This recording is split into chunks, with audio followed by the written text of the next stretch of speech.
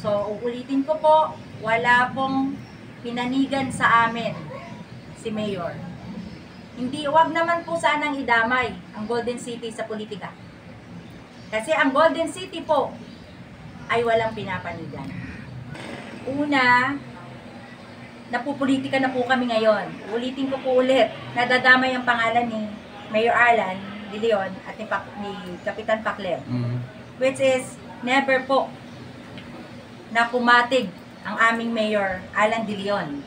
Kasi po, nagpadala naman po siya, though kami po private subdivision, nagpadala po siya, nandito po ang PNP na, andito ang padala ang tanod. Hindi po sila nakialam. Kasi wala naman pong nangyari talaga. Nakaguluhan coming from our mga kasama dito sa homeowners. Except nga lang po yung ginawa ni Tolentino. Magandang araw po, ma'am. Sir, tanong ko lang regarding dun sa nakita natin sa social media, yung news. Hindi na natin babanggitin na siguro naman po nakita nyo, nabasa nyo. Ano pong masasabi nyo po dito, ma'am, sir? Unang-una po, yun pong nasulat sa social media at saka dun sa isang news, yun po ay totally fake news. Bakit po fake news? Hindi po nanggaling sa homeowners ang commotion na nangyari. Pumasok po kami sa loob ng clubhouse. Pero bago po kami pumasok, nagpaalam po na papasok ang mga homeowners sa loob ng clubhouse. Nakiusap po for about 10 minutes ang mga homeowners sa mga nasa loob. Buksan ang pinto, mag-usap tayo. Papasok ang homeowners. Pero hindi po nila pinagbuksan. Ang ginawa po ng mga tao, pumasok through tennis court. Pagpasok po sa loob ng clubhouse, naandun po ang mga ni-remove na board of directors and officers. Andun po si Tolentino, Dionisio Tolentino, Joey Ong, Melo Espiritu, Nelson Mahe, Bayani, Edgardo Bayani, Telma Salvito, Jun Volante, and certain the Vice President Kabilan.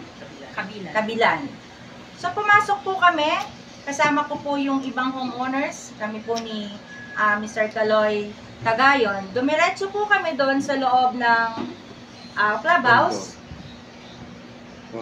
Sinisigawan po nila ako, wag bubuksan ang kortina. Pero binuksan ko po just to show the people, the homeowners na naandito na po kami sa loob.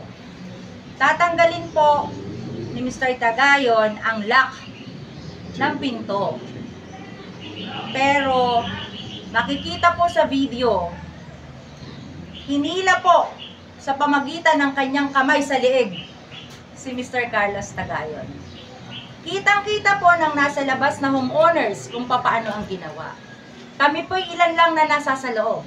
Siyempre, doon na po sa atensyon ng mga tao, accidentally nabasag po ang pinto. I-clear ko din po, walang pinanigan si Mayor Alan De Leon. Wala din pong pinanigan si Kapitan Pacleb. Dahil, yes, nagpadala po, kami po ay private subdivision. Dalawa po kami nag-request, part ng removed officers, at kami po ay nagpadala ng letter asking for the assistance para lang po sa peace and order.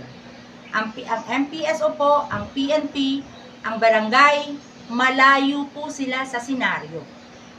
Kasi alam po nila, wala naman po kasing kaguluhan. During the assembly, pagpasok po dito, nung nakikiusap, wala pong gulo.